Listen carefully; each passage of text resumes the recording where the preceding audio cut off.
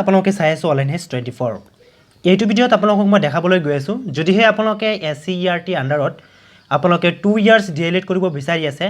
তেনে ক্ষেত্ৰত এইটো ভিডিঅ' কমপ্লিটলি চাব কাৰণ এইটো ভিডিঅ'ত আপোনালোকক মই দেখাবলৈ গৈ আছো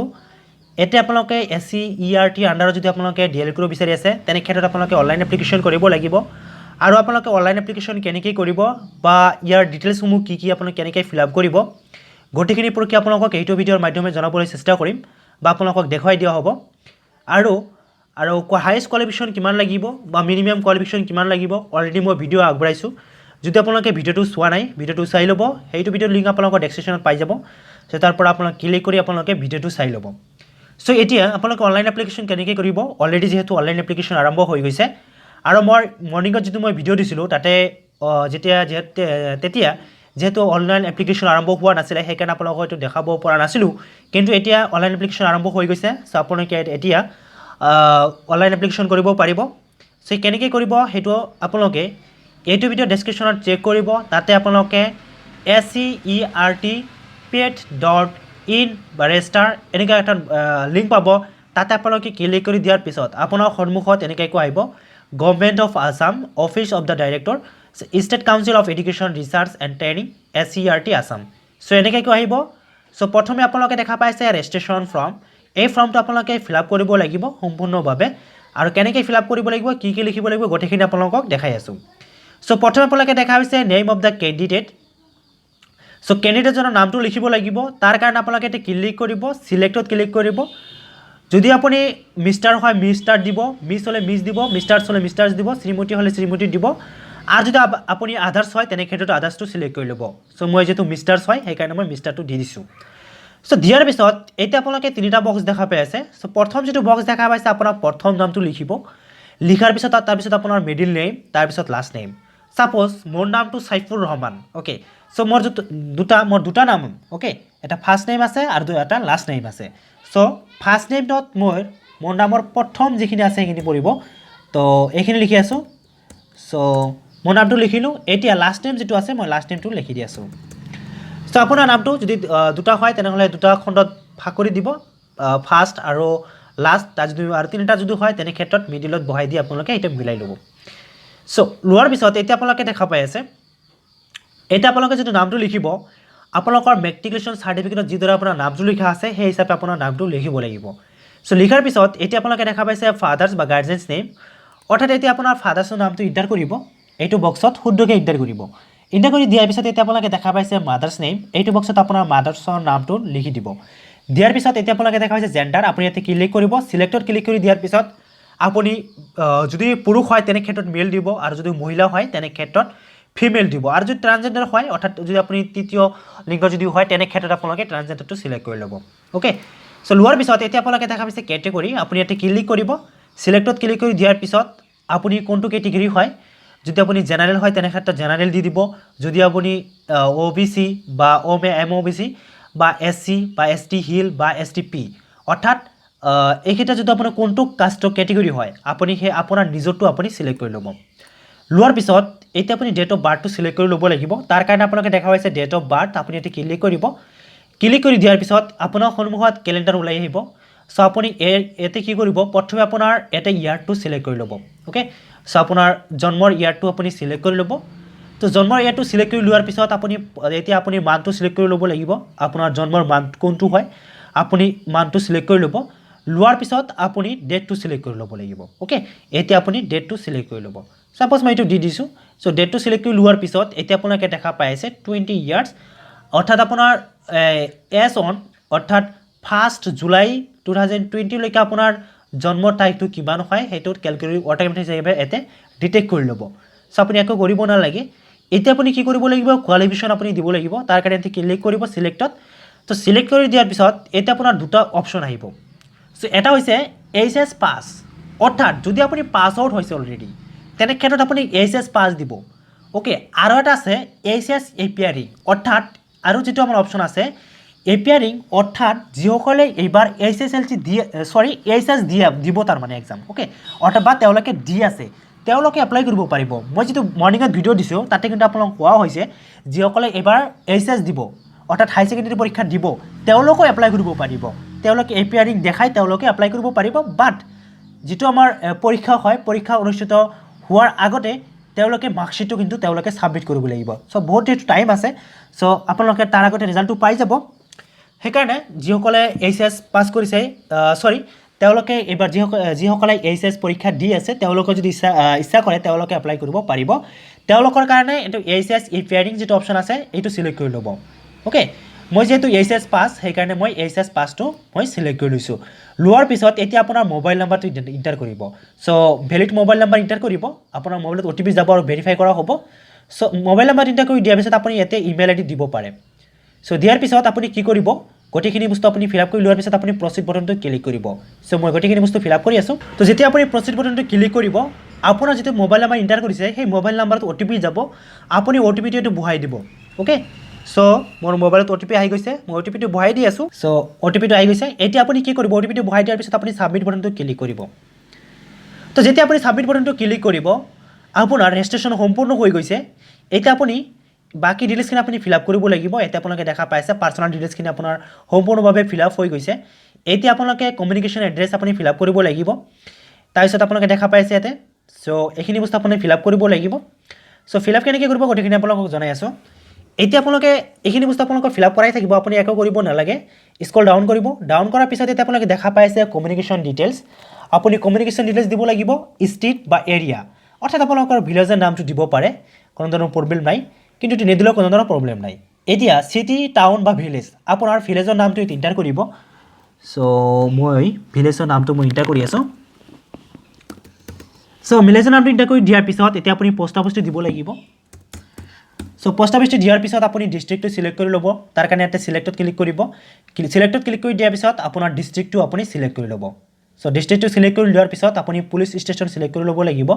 তাৰ কাৰণে এটা ক্লিক কৰিব ক্লিক কৰি দিয়াৰ পিছত আপোনাৰ পুলিশ ষ্টেচন কোনটো হয় আপুনি ইয়াৰ পৰা আপুনি সিলেক্ট কৰি ল'ব তো যেতিয়া আপুনি পুলিশ ষ্টেচন সিলেক্ট কৰি ল'ব এতিয়া আপুনি পিন কোড এন্টাৰ কৰিব লাগিব অৰ্থাৎ আপোনাৰ এৰিয়াৰ যেটো পিন কোড হয় সেই পিন কোডটো আপুনি এন্টাৰ কৰি দিব সো মই পিন কোডটো এন্টাৰ কৰি আছো সো পিন কোডটো এন্টাৰ কৰি দিয়াৰ পিছত এটা আপোনালোকে এটা বক্স দেখা পাই আছে যে click the box if permanent address is same as correspondence address এইটো যেটো কৰসপন্ডেন্স এড্ৰেছ হয় বা যেটো আমাৰ পাৰ্মানেন্ট এড্ৰেছ হয় এইটো সো এই এড্ৰেছটো যদি আপোনাৰ কৰসপন্ডেন্স এড্ৰেছৰ লগত যদি সেম হয় অৰ্থাৎ যদি আপোনাৰ এঠাইত আছে অৰ্থাৎ আপুনি যত বসবাস কৰে আৰু তাৰ পৰা আপুনি যোগাযোগ কৰে ওকে অৰ্থাৎ আপুনি কৰসপন্ডেন্স এড্ৰেছটো যদি আপুনি বেলেগ হয় তেনে ক্ষেত্ৰত আপুনি বেলেগকৈ এটি ফিল আপ কৰিব লাগিব আৰু যদি সেম হয় অৰ্থাৎ যেটো আপোনাৰ পাৰ্মানেন্ট এড্ৰেছ আৰু যেটো আপোনাৰ কৰসপন্ডেন্স এড্ৰেছ যদি সেম হয় তেনে ক্ষেত্ৰত এইটো বক্সত ক্লিক কৰিব ক্লিক কৰি দিয়াৰ পিছত এটা আপোনাৰ অটোমেটিক হিচাপে আপোনাৰ সিলেক্ট হৈ যাব ওকে অৰ্থাৎ ফিল আপ হৈ যাব সো কৰাৰ পিছত এতিয়া আপুনি দেখা পাই আছে কোৱালিফিকেশ্যন ডিটেইলছ এতিয়া আপুনি কোৱালিফিকেশ্যন ডিটেইলছ ফিল আপ কৰিব লাগিব তাৰ কাৰণে আপোনালোকে দেখা পাই আছে সিলেক্ট ষ্ট্ৰীম আপুনি এতে ক্লিক কৰিব সিলেক্ট কৰি দিয়াৰ পিছত এতিয়া আপোনাৰ সন্মুখত অপচন আহি যাব যে সায়েন্স আৰ্টছ কমাৰ্চ আদাৰ্স অৰ্থাৎ আপুনি হায়াৰ সেকেন্ডাৰী কিহৰ পৰা আপুনি পাস কৰিছে বা আপুনি এপিয়াৰিং হৈ আছে বা আপুনি এক্সাম দি আছে সাপোজ আপুনি সায়েন্সত দি আছে তেনেহলে সায়েন্সটো সিলেক্ট কৰি ল'ব যদি আপুনি আৰ্টছৰ হয় তেনেক্ষেত্ৰত আৰ্টছটো সিলেক্ট কৰি ল'ব যদি আপুনি কমাৰ্চৰ হয় কমাৰ্চটো দি দিব কিন্তু বাকি যিসকল ষ্টুডেন্ট আছে বা কিছুমান হয়তো ভোকেশনাল আছে সো তেওঁলোকৰ কাৰণে আদাৰ্সটো সিলেক্ট কৰি ল'ব লাগিব বা কিছুমান তেনেকুৱা ইকুইভেলেন্ট কোৰ্স আছে সো তেওঁলোকে যেহেতু এপ্লাই কৰিব পাৰিব তো তেওঁলোকৰ কাৰণে আদাৰ্সটো সিলেক্ট কৰি ল'ব লাগিব ওকে সো মই যেহেতু কমাৰ্চৰ আছিলো সেই কাৰণে মই কমাৰ্চটো সিলেক্ট কৰি লৈছো তো কমাৰ্চটো সিলেক্ট কৰি লোৱাৰ পিছত এতিয়া আপোনালোকে দেখা হৈছে বোৰ্ড বা কাউন্সিল আপুনি এতে ক্লিক কৰিব ক্লিক কৰি দিয়াৰ পিছত মই হায়াৰ সেকেন্ডাৰী আছিলো Assam higher secondary education council মই এটো আছিলো কিছুমান হয়তো সিবিসিএস থাকিব সিবিএসই থাকিব আইসিএসই আৰু আদাৰ্স যদি হয় তেনে ক্ষেত্ৰত আপুনি আদাৰ্স বোৰ্ডৰ দিব লাগিব ওকে মই এটো আছিলো মই এটো সিলেক্ট কৰি লৈছো লোৱাৰ পিছত এতিয়া আপোনালোকে দেখা পাইছে ইয়াৰ অফ পাসিং আপুনি এতে ক্লিক কৰিব ক্লিক কৰি দিয়াৰ পিছত আপুনি হায়াৰ সেকেন্ডাৰী কিমান চনত আপুনি পাস কৰিছে বা কিছুমান এপিয়াৰিং থাকিব যদি আপুনি এপিয়াৰিং হয় তেনে ক্ষেত্ৰত আপোনাৰ কিন্তু এইবোৰ অপচন নাহিব ওকে সো হেতু মই আপোনালোকক পিছত যদি অসুবিধা হয় আপোনালোকে যিসকলে এপিআৰ দিব যদি অসুবিধা হয় তেনেহলে মোৰ লগত কন্টাক্ট কৰিব মই আপোনালোকক সহায় কৰিম ওকে যে যি কি হওক মই হাই সেকেন্ডাৰী পাস কৰিছিলো 2018 ত সো 18 টো মই সিলেক্ট কৰি লৈছো লোৱাৰ পিছত এইটা আপোনালোকে দেখা পাইছে টোটাল মাৰ্কস অফ 10 আপুনি কিমান মাৰ্কস পাইছিলে সেই মাৰ্কসটো এটা দি দিব মাৰ্কসটো দিয়াৰ পিছত আউট অফ কিমান marks okay so out of marks অৰ্থাৎ কিমান নম্বৰ মতত মই পাইছিলো 300 37 নেকি মই পাইছিলোঁ এইটো মই অট'মেটিকলি দি দিছোঁ আপোনালোকক জাষ্ট দেখুৱাৰ কাৰণে আছিলে 500 সো এতে পাৰ্চেন্টেজটো কিন্তু অট'মেটিক হিচাপে আহি যাব ওকে সো আপুনি কিমান মাৰ্কস পাইছে অৰ্থাৎ আপুনি কিমান নম্বৰ পাইছিলে আপোনাৰ প্ৰাপ্ত নম্বৰ কিমান হেতু দি দিব দিয়াৰ পিছত তাৰপিছত আপুনি টোটাল মাৰ্কস কিমান আছিল যেহেতু আমাৰ হাই সেকেন্ডাৰী 500 এৰ ভিতৰত হৈছে সো 500 দি দিছো দিয়াৰ পিছত এতিয়া আপোনালোকে দেখা পাইছে পাৰ্চেন্টেজটো কিন্তু অট'মেটিক হিচাপে তেওঁলোকে ওলাই ল'ব ওকে সো আৰ পিছত এতিয়া আপুনি কি কৰিব লাগিব এটা আপোনালোকে দেখা পাইছে whether you are in the disability যদি আপুনি ডিসেবিলিটি হয় তেনে ক্ষেত্ৰত ইয়েস দিব নহলে নো অপচনত ক্লিক কৰিব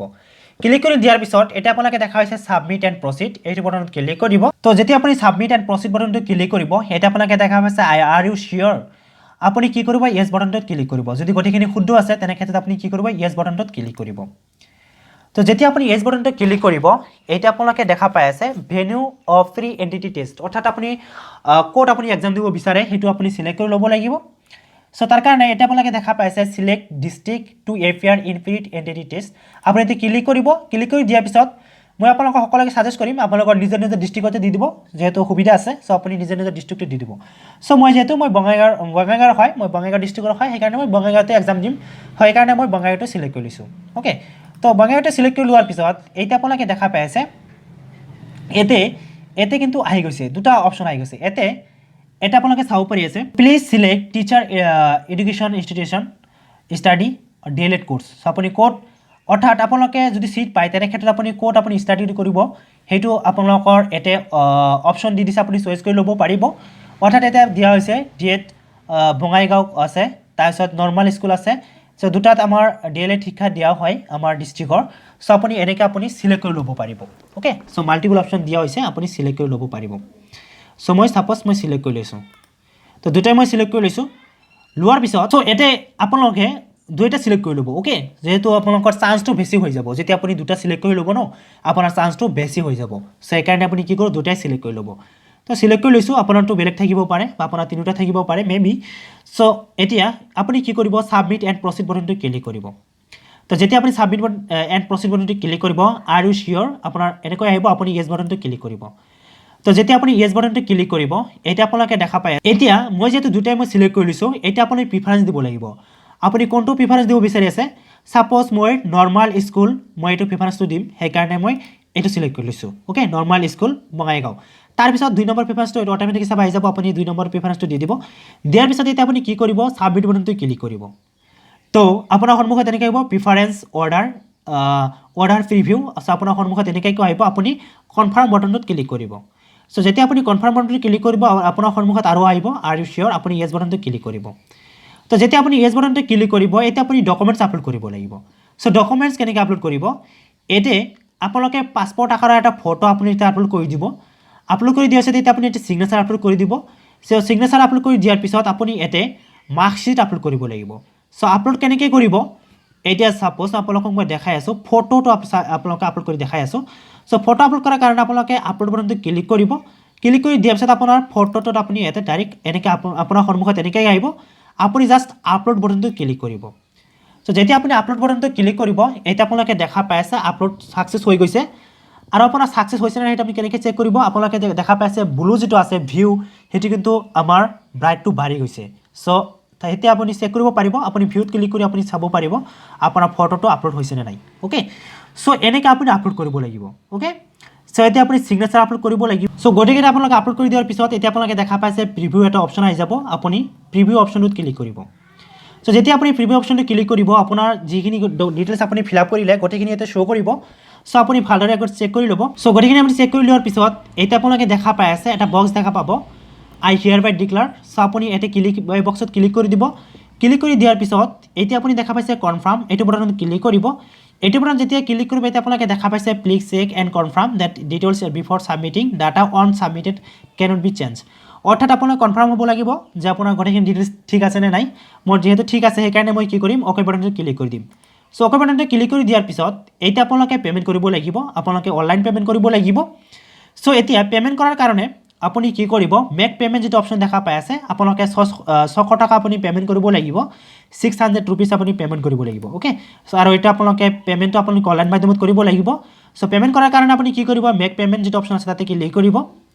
সো তাতে ক্লিক কৰি দিয়াৰ পিছত অকণমান ৱেইট কৰিব সো কৰি দিয়াৰ পিছত এইতে আপুনি ডেবিট কাৰ্ড বা ক্ৰেডিট কাৰ্ড বা নেট বেংকিং যিকোনো এটা সহায়ত আপুনি কৰিব পাৰিব সাপোজ মই আপোনালোকৰ ডেবিট কাৰ্ডৰ সহায়ত মই আপোনালোকক দেখাই আছো সো আপুনি কি কৰিব ডেবিট বা ক্ৰেডিট কাৰ্ড যেটো সিলেক্ট কৰি ল'ব লোৱাৰ পিছত এতিয়া আপুনি কাৰ্ড নম্বৰ আপুনি এন্টাৰ কৰি দিব দিয়াৰ পিছত আপুনি ইয়াতে এক্সপায়াৰি মান্থ আৰু ইয়াৰটো সিলেক্ট কৰি ল'ব